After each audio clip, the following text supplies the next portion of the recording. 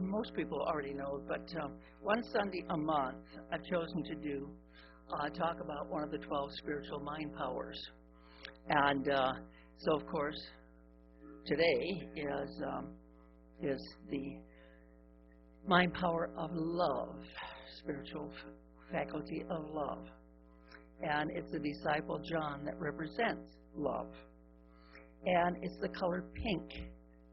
So when we see pink, we think of love. That's the only reason why a color is associated with a spiritual mind power, so that it kind of triggers that when we see this pink, it's love. When we see blue, we talked about blue last month. That's faith. So we see blue triggers faith. I am faith-filled. Not I will be, I hope to be, or whatever, but I am. I am faith-filled. And the same way with love. I am love in expression. So love is the only thing that multiplies when we give it away. Also, I read this the other day in a little newspaper. Love is the wiring that connects our soul to God's. Faith is the switch that turns on the power. Isn't that neat? Okay, so this is what we, again, this in Sunday school, I'm going to share. Everyone is thinking of Valentine's Day and hearts. It gives them a chance to say, I love you, or I like you, or I think you're special. So pink is to remind us of love. John is the disciple who represents love. And from Scripture, from the book of John, 15th chapter, 12th verse, love one another as I have loved you. So we say, make your thinker pinker. Think love. Think love. So there is in your programs, you should have a pink slip of paper with a responsive reading on it. So if you'd get that out. And while we're doing that, I want to just mention that in our book room, I think we still have some left. Danielle has done a beautiful job putting together cards on all of the spiritual mind powers, and with Bible verses, etc. So you might want to later step in there and give a look. Anyway, okay, you ready? God is love, and he that abideth in love abideth in God, and God abideth in him. Together, thank you, Father, for expressing your love through me. Thou shalt love the Lord thy God with all thine heart, soul, and mind, and thy neighbor as yourself. Divine love comes alive in me. A new commandment I give unto you, that you love one another as I have loved you, that you also love one another. I put off former corrupt conversation habits, and the words of my mouth express love only. Love your enemies, pray for them that despitefully use you. The love of God flows through me to bless all people, including those troublesome people in my life. And this is love, that you walk after his commandments. My love for God is expressed by my decision to follow his laws. Be renewed in the spirit of your mind, and put on the new man, which after God is created in righteousness and true holiness. I deliberately fill my mind with loving, powerful, creative, dynamic thoughts and feelings. And be ye kind one to another, tender-hearted, forgiving one another, even as God hath forgiven you. The love of God is now active in me, through me, and as me. I am kind, courteous, generous, and loving. And they sang a new song. With love, joy, and awareness of the presence of God in my heart, I freely express my spiritual nature. And we know that all things work together for good to them that love God, to them who are called according to his purpose. I love the Lord with my whole heart, mind, and soul. For wrath killeth the foolish man, and envy slayeth the silly man, or silly one, The freeing, forgiving love of Jesus Christ sets me free from wrong attitudes towards others. That last response there, just as a side note, the freeing, forgiving love of Jesus Christ sets me free. And a long time affirmation is from the past and the negative or the wrong feelings and thoughts of the past sets me free. So you can add that on if you want. Why do so many people have love problems? Love is not another emotion. You see, sometimes we think that love is an emotion. It's not an emotion. It's not a shifting mood. It's not something that comes and goes, that we fall into and then we fall out of. Okay? God is love, and love is God. Now, the love faculty in man is a spiritual. And when I say man, you understand I mean women also. Okay, all of us instead. So the love faculty within us, within all of us, is a spiritual faculty. It's a spiritual faculty. God never harms anyone. Never. God never harms anyone. Neither would God cause any person to suffer. I believe the answer lies in the confusion of man's mind when I say, why do so many people have love problems? I think that the confusion here lies in our thinking, in our mind, in our human mind, between true love, and that in the soul, that soul connection, okay?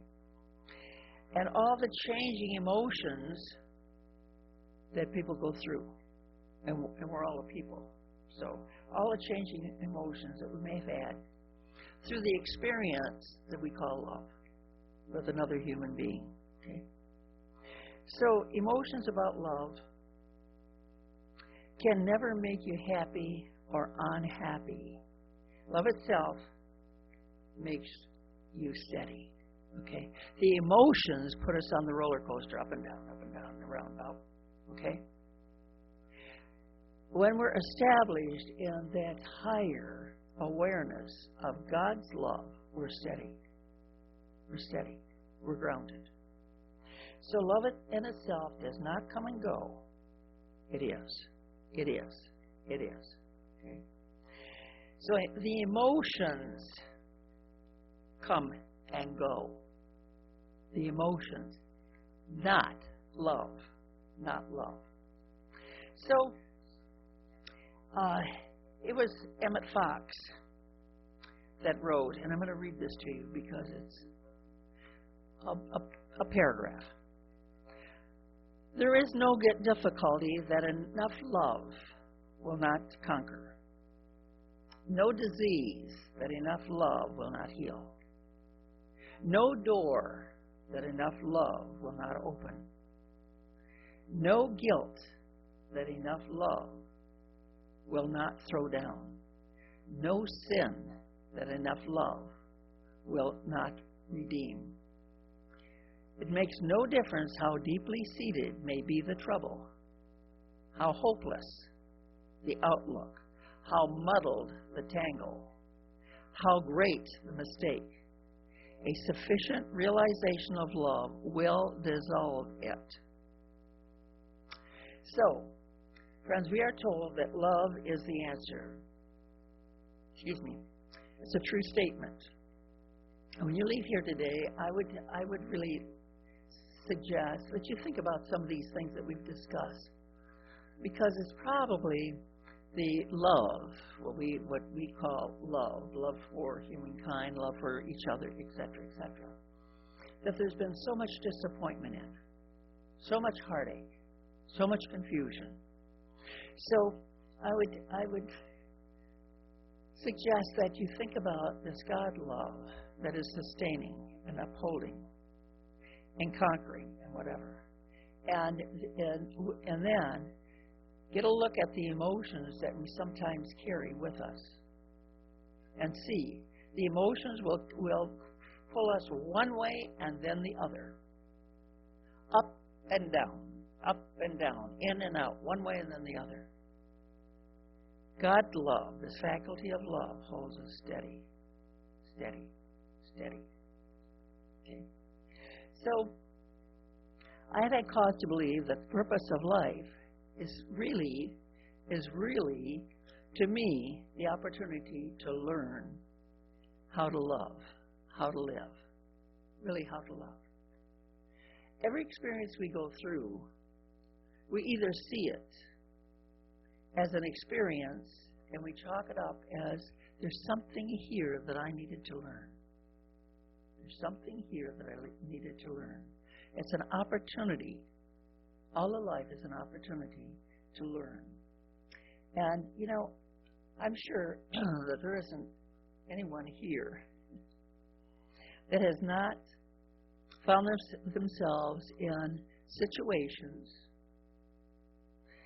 that appear to be a mockery of the statement that love is the answer. I'm quite sure there's no one here that has found themselves in a situation where you think love wasn't the answer, okay? But think about it. The world sometimes appears to be crazy, mad, okay? A place where human beings kill and rob and cheat and do all kinds of nasty things. And yet, we say, there is love. There is love. Jacob, I think your mom's calling you, honey.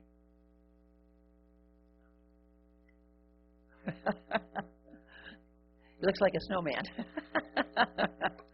Anyway, so we're here to change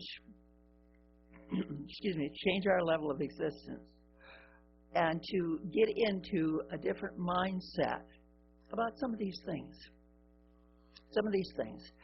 Jesus taught this. It's been taught down through the ages long before Jesus. And we're still struggling with some of these ideas.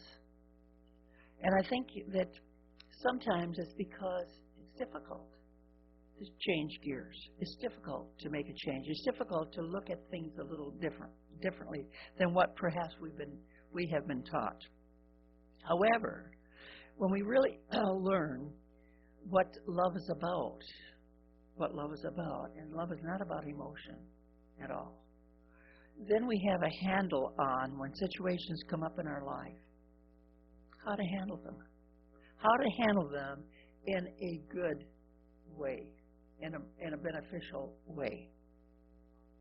It's been said, it's so much easier to love someone when they're not in our face. Okay?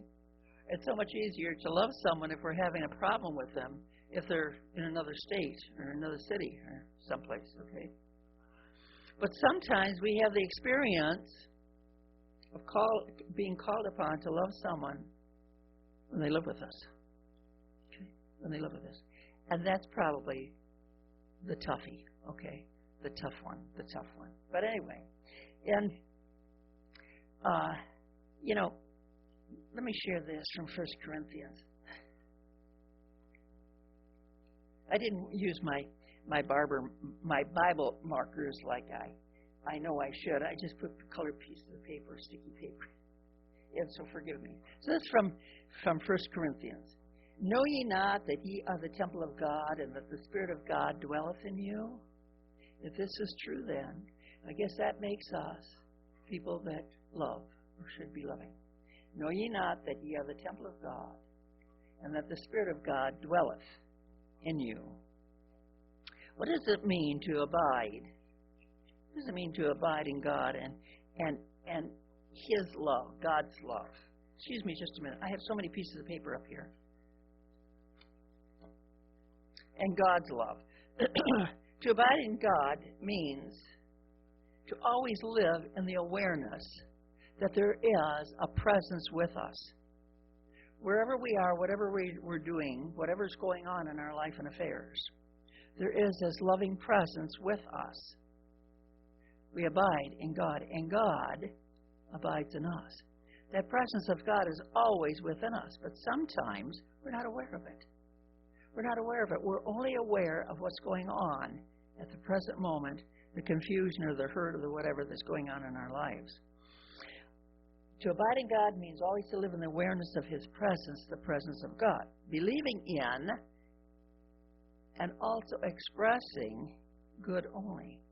So to dwell, in God or abide in God's love is to have a deep inner conviction of this love, this steadying love, this all-conquering love, not one that goes in and out, not the kind of love that's in and out and puts us on the roller coaster. That's not it.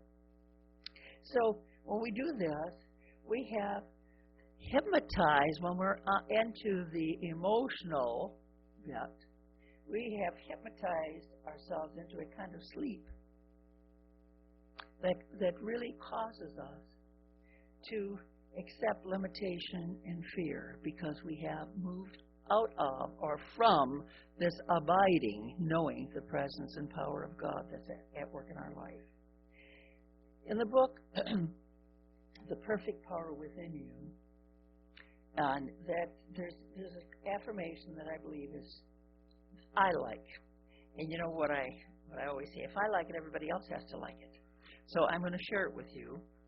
And it's a little long, but I think it's good. And this is the way it goes. And I would suggest that if it speaks to you at all, work with it, think about it daily, and see what happens in your life. See what happens. Love is the answer to my every need. Let's take that together. Love is the answer to my every need. The problems in my life are simple opportunities to give forth more love. Together, the problems in my life are simple opportunities to give forth more love. As I pour forth love on each situation, the problems are all become answers. Let me say that again. As I pour love on each situation, the problems all become answers. Together? As I pour love on each situation, the problems all become answers.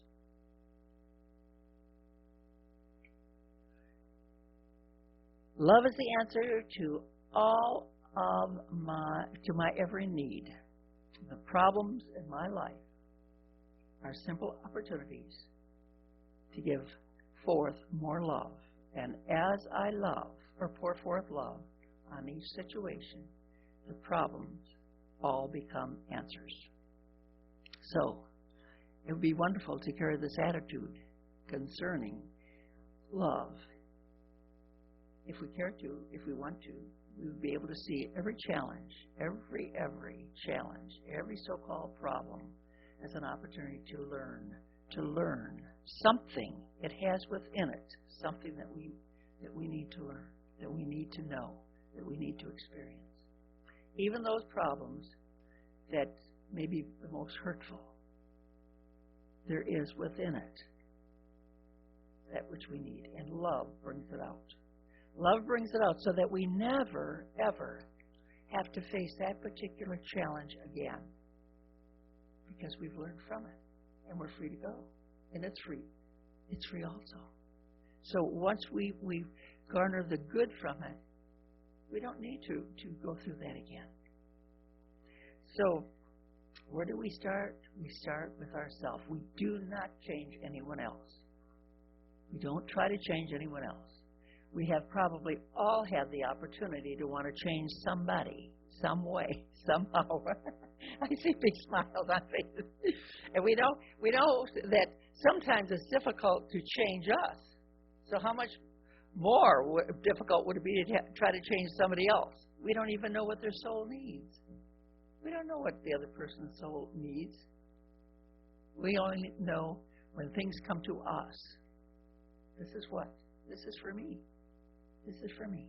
So anyway, so we think about unconditional love, and I can't help but think about a dog. How many people here have a dog? I know that there's a doggy here in our congregation this morning. Anyway, you know that even though that a dog, it's unconditional love, isn't it? They don't try to get even with you because you didn't feed them right on time, or they needed to go outside and you were on the telephone and they were dancing at the door. They went outside and came back in and just love you just as much as, that's unconditional love. And I think about unconditional love that has no boundaries, okay? I'm in here and you're out there and I'm not going to let you in. No, that's not love. That's not love. Well, how does gosh, I haven't thought about this in a long time. There's a saying, you drew a circle, or somebody drew a circle and left me out, but I drew a bigger circle and brought you in. That's unconditional love. That's not exactly, but you get the idea. Anyway, see yourself as a loving person, not as a person that tries to get even or tries to get whatever, but as a loving person. Visualize yourself responding in a loving way to events, to what's going on in your life and affairs. And it really works. It truly does work. And I have to work with myself. I worked with this idea all the way here today. When I came in, I left the house early. When I came in, the cleaning gals were here. They were still cleaning. And coming in, even though the roads, I thought, were slippery, I thought they were snow-covered. I thought that maybe you should go a little slower. I was, okay? I don't have control over the other person, over the other driver. But they were whizzing past me, not they, but a couple of whizzing past me on a two-lane highway. And, at first I thought, what a fool you are. What's the matter with your head? And then I thought, wait a minute, I'm going to be talking about love. So instead of thinking what a fool you are and what's the matter with your head and da-da-da-da-da, and we can go from there, I thought, you know what? I encircle you with God's love of protection. I encircle you. And then I was okay. I kept reminding myself, not only am I encircling you in this pink bubble, pink blanket, pink whatever of God's love, but I do that for me also. And I was also thinking, and I share this with you, I know that a family from our church is leaving to go to Chicago, either today or tomorrow. So be, when you're doing your prayer work, bless your church family. I do know that there's, Charlie Weatherford, C.L. Weatherford, and Judy are coming back from Chicago today. So encircle them with God's love, protecting love. So let's take a moment. And I invite you to close your eyes if you choose to. Sometimes it's good to close your eyes too, so that you close out the outer. The outer is in the outer and it stays there. And you are going into the inner levels. So as you sit comfortably, allow your attention to move to the top of the head. We call this the Christ center, the very, very top of the head. The Christ center. And I think of the Christ center as a radiant light. a white light of the Christ, and allow that light of the Christ to flow down around, in, and through you.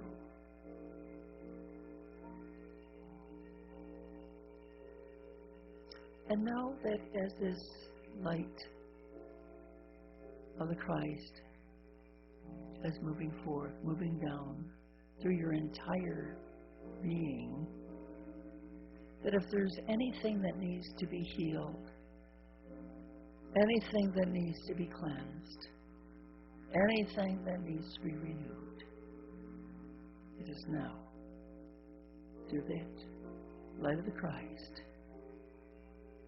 being done. And you can remind yourself, the Christ of God is awakened in me. The Christ of God is awakened in me.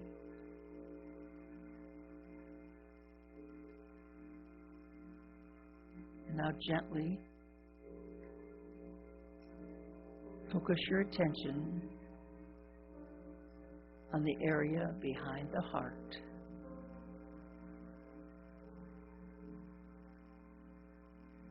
And see that area just filled with God's love. Pink, warm pink. Cleansing away any hurts that you've carried in the heart area, any confusion. Just see it filled with God's love. This is the Christ center of love, Christ's love, unconditional love. And allow that warm pink to fill your awareness. The Christ in me quickens and awakens Christ's love in me. I am a radiating center of pure, unadulterated love, mighty to attract my good and to radiate good to others. It's love.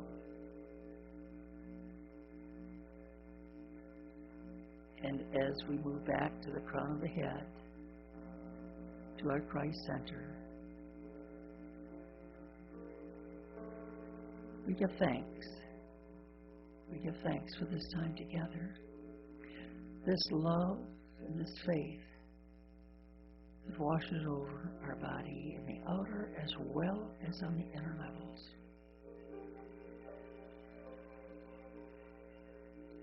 And we just sit now for a moment and allow ourselves to bask in the white light of the Christ. See every cell, every organ of your body filled with light.